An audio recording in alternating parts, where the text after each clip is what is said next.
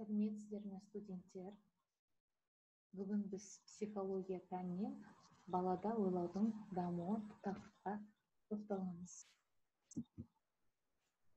Бүгінгі сабақта сіздер балалардың ойлау процесімен танысасыздар. Олардың психологиялық ерекшеліктерін білесіздер.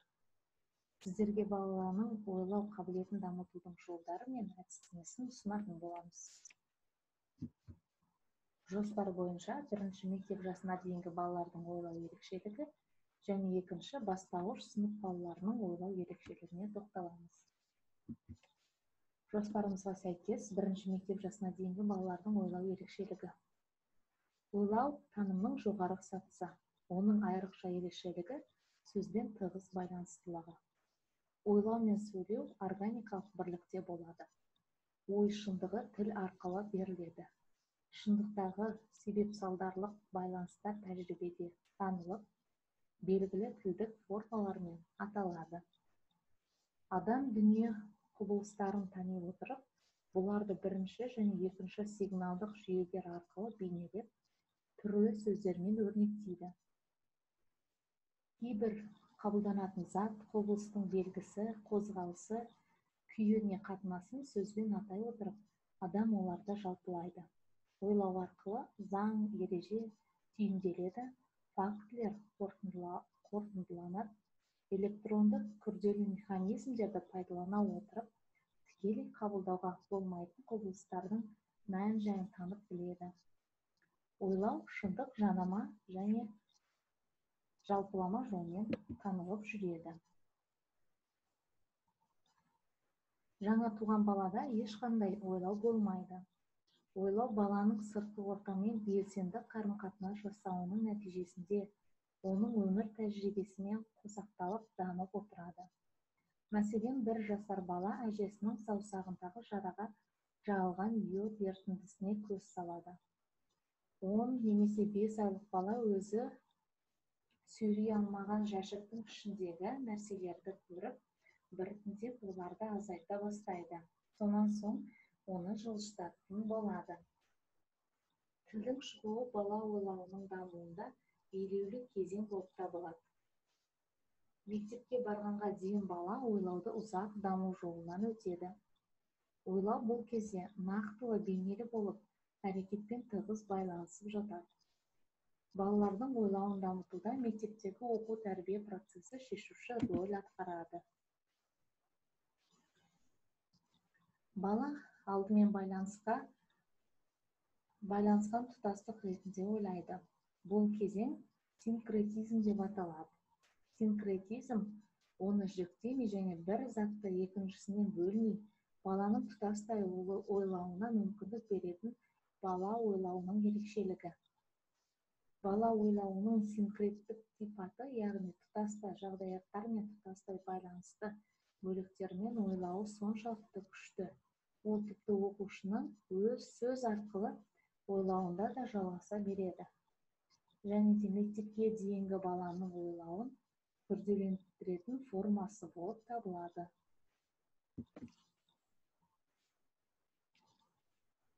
Екінші жоспар бойынша сұрағымыз бастауыш сынып балаларының ойлау ерекшелігі. Бастауыш сынып оқушыларының ойлауы нақтылы болғандықтан, олар көп нәрселерді өз қалпында түсінуге бұйырады. Бастауыш сынып оқушыларының оқыту процесінде психикалық даму дәрежесіне қарай белсенділіктің бірнеше түрі қалыптасып дамиды. Олар қимыл, сөйлеу, таным, ойлау, өзін-өзі тәрбиелеу және де тағы басқалар. Осы жерде мұғалімнің міндеті оқыту процесінде бастауыш сынып оқушысының ой өрісін қалыптастыру. Осыған орай оқушы оқыту процесінде әрбір сабақта өзінің оқу іс-әрекетінің мақсат-міндеттерін анықтап, соларды іске асырудың нақты тәсілдері мен амалдарын қолданып, өзін-өзі бақылап отыруға үйренуге тиіс. Оқыту процесіндегі ой әрекетінің қалыптасу жолдарында танымдық белсенділіктің мынадай көріністері болатынын білу керек. Бірінші, білуге деген ықыластың, ұмтылыстың, шабыттың жоғары болуы. Екінші, бастауыш сынып оқушысының өзіндік дербестігі, сұрақ беруге құмарлығы, пікірталас туғызуға деген ықыласы. Және де бастауыш сынып оқушысының материалды еркіне өз сөзімен айтып беру мүмкіндігі және шығармашылық әрекетінің жоғары болуы. Егер де сабақта бастауыш сынып оқушысының бойында танымдық белсенділік пайда болған жағдайда, оқушыларда ақыл ой қабілеттерінің мынадай элементтері дамиды. Олар зеректілік, зейінділік, ойлау мен сөйлеу дербестігі және олардың байқағыштықтары. Оқыту процесі өзіне екі міндет қояды. Олар біріншіден балаларға білім беру, ал екіншіден оларды жан-жақты дамыту. Ақыл ой дамуы танымдық қабілеттердің дамуы мен адамның гармониялық дамуының құрамдас бөлігін құрайды. Оқыту процесіндегі іс-әрекет өзіне екі міндет қоя отырып, ойлау әрекетінің дамуын көрсететін белгілерді анықтау педагогикалық психологияның тағы бір маңызды мәселелерінің бірі болып табылады. Оқыту мен дамудың өзара қатынас мәселелері ақыл ой дамуының белгілерін нақты анықтау негізінде тұжырымдалады. Ол белгілер бойынша оқыту әдістері мен мазмұны дамуға қалай әсер етеді? Оның негізінде дамудағы қозғалысты қалай көруге болады деген сұрақтарға жауап аламыз. Сонымен қатар таным әрекетінің бірі ол қабылдау процесі. Тілдік мәліметтерді және жазылымдағы қатысымдық тұлғаларды ұғыну қабылдаудан басталады. Тілді меңгеру барысында тіл үйренуші есту, көру, сезу арқылы дыбыстарды, сөздерді, сөйлеуді қабылдауға үйренеді.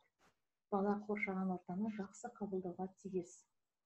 Мектеп жасына дейінгі де және бастауыш сынып оқушылары да қабылдау процесі жақсы дамыса, олардың ойлау процесі жоғары деңгейде дамиды. Ал олардың қабылдауын және ойлауын дамыту үшін көптеген әдістемелік жаттығулар бар. Және де мектеп жасына дейінгі және бастауыш балалардың ойлау қабілетін дамыту үшін ойынның атқарар рөлі зор. Ойын арқылы олар танымдық процестерін дамыта алады. Мысалға, суретте беріліп тұрғандай, бірінші сурет жыл мезгілдері туралы әдістеме. Бұл жерде логикалық ойлау арқылы мектеп жасына дейінгі бала ересектер тобындағы қай мезгіл бейнеленген екенін анықтап айту қажет. Және де қандай белгілеріне байланысты ол жыл мезгілдеріне жатқызып тұрғанын түсіндіре алуы қажет. Сондықтан бұл жерде қабылдау және логикалық ойлау қатысып тұрса, оларды тіл сөз арқылы сыртқа жаңғыртса, олардың сөйлеуі де дамиды. Келесі суретке назар аударсаңыздар, қайсысы артық? Бұл жерде бала төрт бейненің ішінен қай сурет артық екенін айтып және ойын жеткізу керек.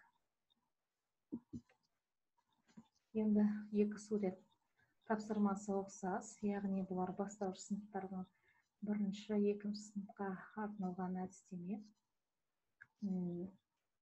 Қай әріп қалып қалғаны және қай жеміс сәйкес келетінін анықтап, жауабын айту қажет. Балалар бұл суреттерге қарап қызыға орындайды. Келесі әдістемелер, бірінші суретке қарасаңыздар, мысалға қоянға сәбізді сәйкестендіріп қойған, сол сияқты жануарлар мен құстарға қай сурет сәйкес, соны ойланып бала жауап беру қажет. Бұл да логикалық ойлауға байланысты. Мысалға итке сүйек сәйкес келеді деген сияқты жасырынып тұрған салынбай қалған бейнені бала ойланып айту қажет. Келесі екінші суретте де дәл сондай сәйкестігіне байланысты бала ойланып, бірінші суретке екінші суреттердің арасынан қайсы сәйкес келеді ойланып айту қажет. Келесі сурет белгіленбеген қалып қалған бейнені оқушы суретке қарай отырып ойланып жауабын айтады. Мысалға, бірінші суретте күшік сүйек және күшік енді сүйегі жетіспегендігін айту керек. Немесе бала қызығу үшін мектеп жасына дейінгі бұл әдістемені қолданса, суретіңіз алғызу қажет. Екінші сурет ойлана отырып бір санын табады және оны белгіленген астындағы 5 түске байланысты суретті бояп шығады. Бұл да балалардың ойлау қабілеттерін дамытатын әдістеме. Балалар бұл суретті қызығып орындайды. Әсіресе мектеп алды даярлық баласына орындатуға болады. Келесі сурет қазір біз әлеуметтік желілерде, Instagram, WhatsApp деп жатамыз. Осы желілерде бұндай суреттер көп кездеседі. Тіпті бұл суреттерді балалар тұрмақ ересектердің өзі қызығушылық танытып есептеп шығарып жатады. Сондықтан бастауыш сыныптың баласына ол есеп арқылы ойлауын дамытатын жаттығу.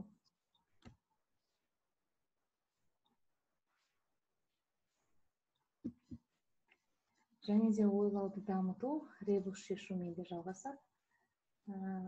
Біз қазақ тілден әсіресе ребусты көп кездестіреміз. Бастауыш сынып балаларының сауатташу сабақтарынан ребус шешуді көптеп кездестіреміз.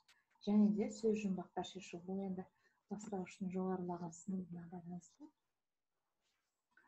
3-4 сыныптың оқушылары бұл сөз жұмбақты шеше алады. Сөз жұмбақта балалардың ойлау қабілетін дамытуға, арттыруға қолданылатын әдістердің бірі екен. Қорыта келе, бүгінгі сабағымызда мектеп жасына дейінгі бала мен бастауыш сынып оқушысының ойлауын дамытуда балабақшадағы және мектептегі оқу тәрбие процесі шешуші роль атқарады. Бала ойлауын дамыту үшін мұғалім тиісті жұмыстар жүргізіп отыруы қажет. Әсіресе мектеп жасына және де бастауыш сынып оқушыларының ойлау процесі ойын барысында жақсы дамиды. Ал бастауыш сыныптарда дидактикалық ойындар арқылы ойлау жоғары деңгейге көтеруге болады. Сондықтан оқу тәрбие процесін ойын әдістемесі технологиясы арқылы жүзеге тиімді арттырса болады. Бүгінгі тақырып бойынша үй тапсырмасы бірінші кесте орындайсыздар. Ол баланың жасы аралығы, яғни мектеп жасына, мектеп жасындағы балалардың ойлауының ерекшелігін кестеге толтырасыздар. Екінші тапсырма баланың ойлауын дамытудың жолдарын ұсынасыздар. Және мен бірнеше әдістеме ұсындым, енді сіздер өз тараптарыңызда қандай жолдарын ұсына аласыздар. Бүгінгі сабағымыз осымен аяқталды. Сау болыңыздар.